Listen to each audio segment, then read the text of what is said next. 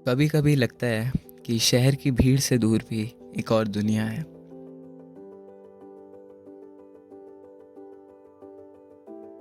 वो दुनिया जिसके बारे में आपने या तो कहानियों में सुना होगा या किसी की बातों में।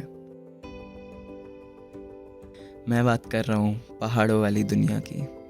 मैं बात कर रहा हूँ हिमाचल की।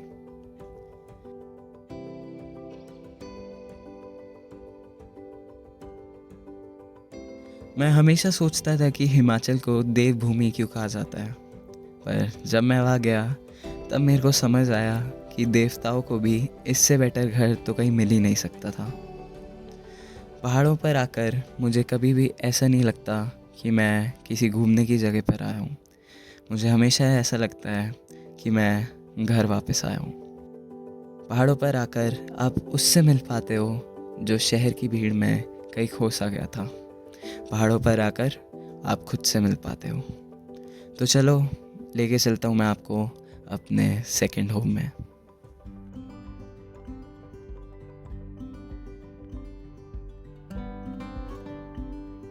कुछ चीज़ें प्लान नहीं होती, बस वक्त आता है एंड हो जाता है। पिछले कुछ महीनों से मैं अपनी लाइफ के एक ही रूट पे था, जेई की प्रिपरेशन।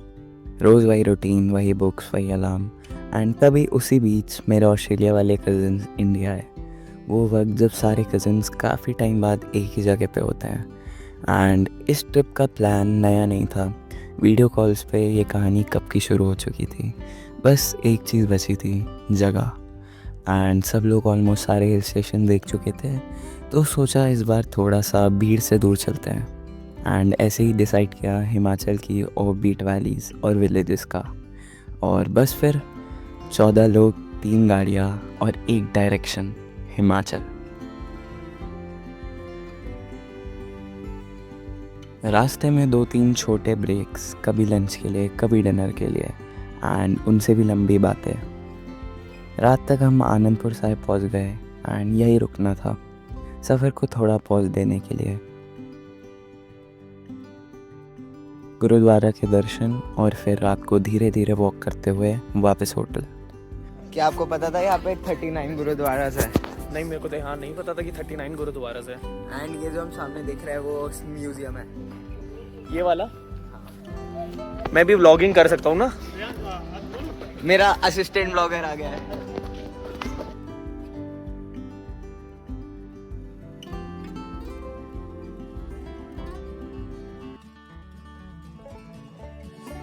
सुबह फिर से गाड़ी स्टार्ट हुई, इस बार पहाड़ों की तरफ। जैसे ब्रेक ख़त्म हो रहा हो एंड असली जर्नी अब शुरू होने वाली।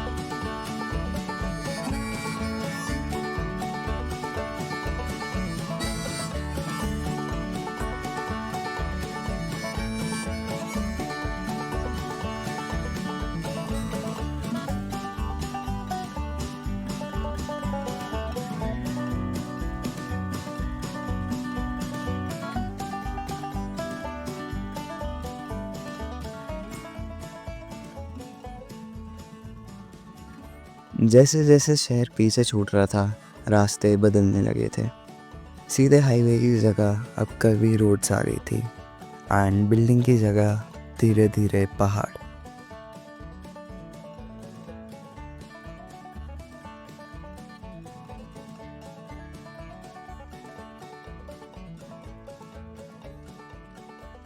गाड़ी के अंदर अब गाने कम थे और खिड़की के बाहर देखना ज़्यादा। शाम हो गई थी, अब हमारे चारों तरफ पहाड़ी पहाड़ थे। एंड फिर रात होते ही हम पहुंच जाते हैं मैक्लोडगंज के ऊपर एक विलेज में, नड्डी।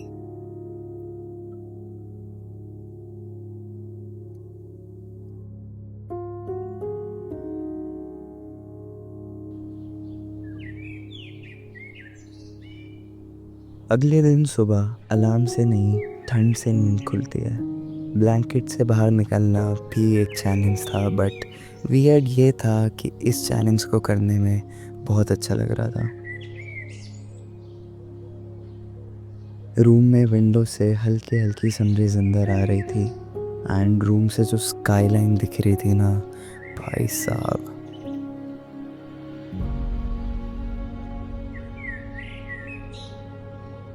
इस विलेज में सब कुछ बहुत काम सा था। ना गाड़ियों की आवाज़ थी, ना लोगों की भीड़। बस दूर कई पंछियों की आवाज़ सुनाई दे रही थी। कुछ लोग सुबह जल्दी उठ गए थे, तो किसी ने बोले चलो थोड़ा वॉक पर चलते हैं। और बस बिना प्लान के एक छोटी सी ट्रेल पर हम निकल पड़े। पतला सा मिट्टी का रास्ता था, कभी ऊपर कभी नीचे, एंड हवा ठंडी थी बट तेज़ नहीं। दिल्ली में मैं यूजुअली वॉक करने नहीं जाता, पता नहीं मन ही नहीं करता। पर आज इस पॉल्यूशन फ्री हवा में आके लग रहा है कि काश ऐसी वॉक रोज़ कर पाते।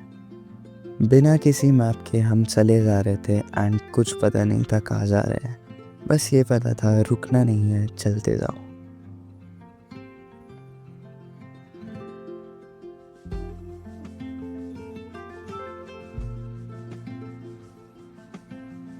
अब हम बहुत आगे आ चुके थे एंड पास में हमें एक मंदिर दिख रहा था, तो हमने डिसाइड किया बस मंदिर में हाथ जोड़ते हैं एंड वापस आ जाते हैं, क्योंकि आगे कोई भरोसा नहीं था कि आगे खाई है या रोड।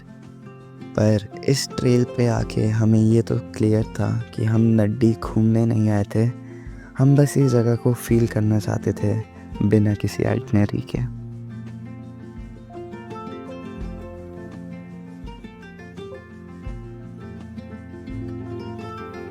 कहाँ जा रहे हो? पूरा चढ़ के वापस भी आते हो फिर? रोज? भाई क्या बात है यार।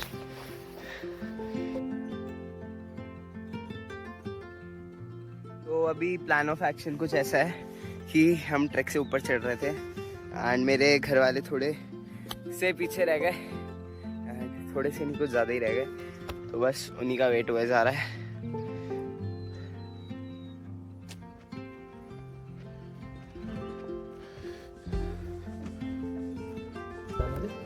करके ऊपर कैसे करेंगे?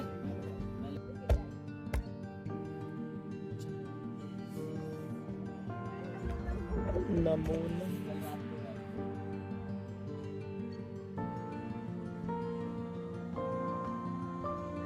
एंड बस फिर ट्रैक से आके सब लोग आराम करते हैं, सो जाते हैं।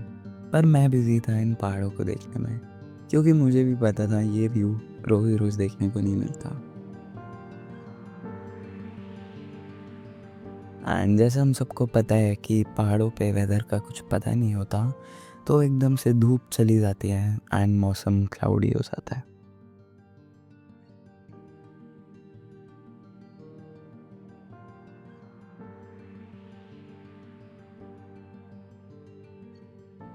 तो अभी बालकनी में आए एंड देखो सामने पूरा एकदम से पूरा बादलों ने कवर कर लिया एंड ऊपर कोई रेंज नहीं दिख रही।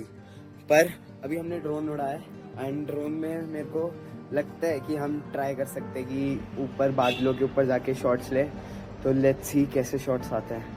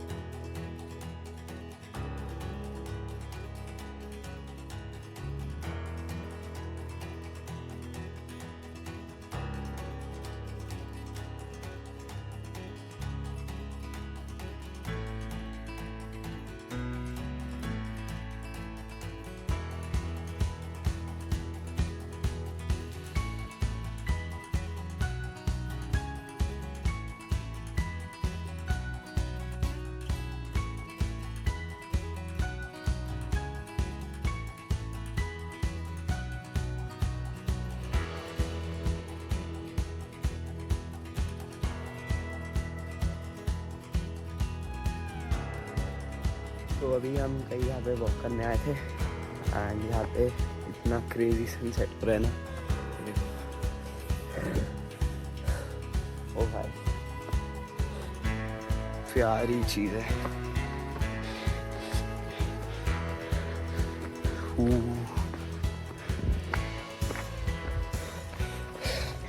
अब हिमाचल आके हिमाचली खाना और मार्केट नहीं देखते तो कुछ मिसिंग सा रह जाता, इसलिए रात को मज़े करने हम पहुंच जाते हैं मैक्लोडगंज के मेन स्क्वायर में।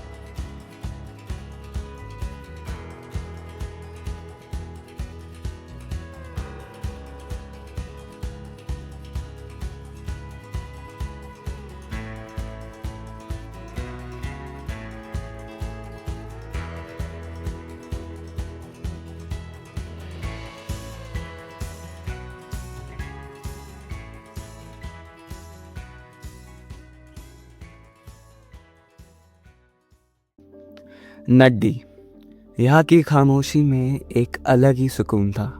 बट एज दे से mountains have a way of testing your stillness. Mountains हमें सिखाते हैं कि रुकना हमारी फितरत नहीं है। नेचर अगर कांस्टेंट मोशन में है, the flowing rivers, the shifting clouds, तो हम क्यों रुके? ये जर्नी एक पॉइंट से दूसरे तक जाने की नहीं है, ये हमेशा से एक सीक्वल था। From the ridges of Naddi we are heading deeper into the heart of the great Himalayan valleys.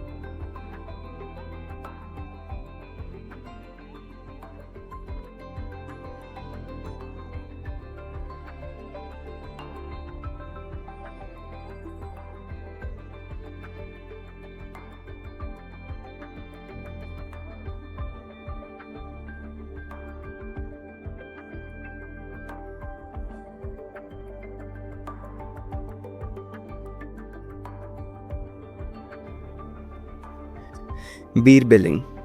The world calls it a paragliding hub, but for me, it's a transition. हम अक्सर ग्राउंड पर रहकर Horizons को देखते हैं, but up there, the perspective shifts.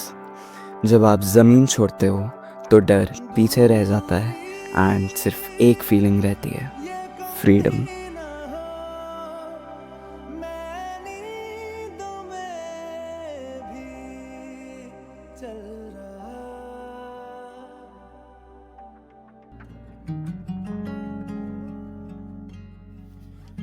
Billing से दूर एक रास्ता निकलता है, जिसे रास्ता तो नहीं कह सकते, because it's a trail that will test your patience. Approximately 30 से 40 हेयर पिन बैंड्स एंड बहुत ख़तरनाक रास्ता, जिसको क्रॉस करके आप पहुंचते हो एक बहुत ही आइसोलेटेड वैली में, राजगुंदा।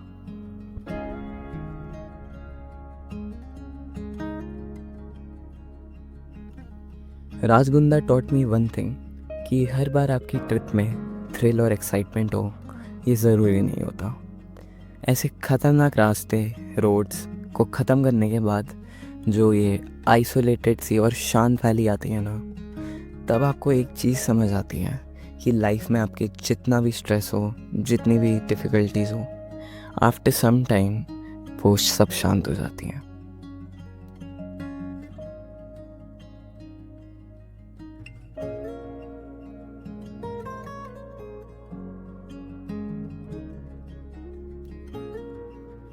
राजगुंडा विंटर्स में या तो एक स्नो का विंटर वंडरलैंड बन जाता है या तो एक डेजर्टेड आइलैंड जैसे हमें मिला।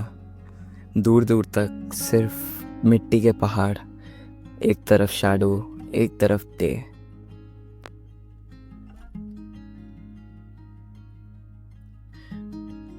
राजगुंडा से आगे बढ़ के हमें यही लगा था कि आगे अब बस यही सब देखने को मिलेगा, but that one invisible line, एक टर्न जिसके बाद व्यू चेंज हो गया।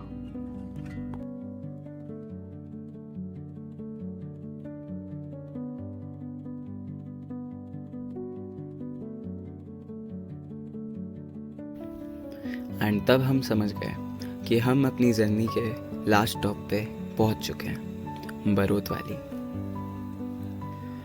If you want to do something in Barot valley, do nothing, trust me, do nothing. बस वॉक करो एंड फिर नदी किनारे बैठ जाओ। उसके अलावा कुछ करने की ज़रूरत नहीं है। And it's the best itinerary I can give you और anyone can give you, because Barot valley एक ऐसी जगह है जहाँ पर आपको कुछ करने की ज़रूरत नहीं है। वहाँ का एनवायरनमेंट, वहाँ का एटमॉस्फेयर और वहाँ का जो ये वैली व्यू है वो सब कुछ खुद ही करवा देता है।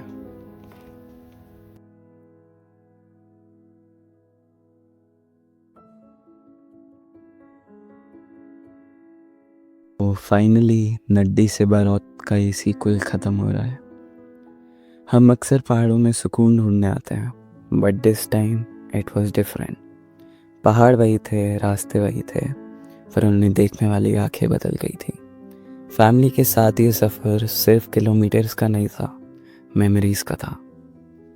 फैमिली ट्रिप्स आर मेसी, सबका अपना एक पेस होता है, अपनी एक जिद होती है।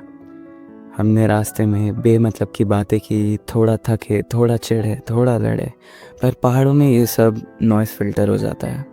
पीछे सिर्फ एक चीज़ बच जाती है, the fact that we were together in that moment, in that cold. इस सफ़र ने सिखाया कि रास्ते बदलते रहते हैं, वैलीज़ बदलती रहती है, पर पहाड़ वही रहते हैं, waiting for you to return एक बार फिर से।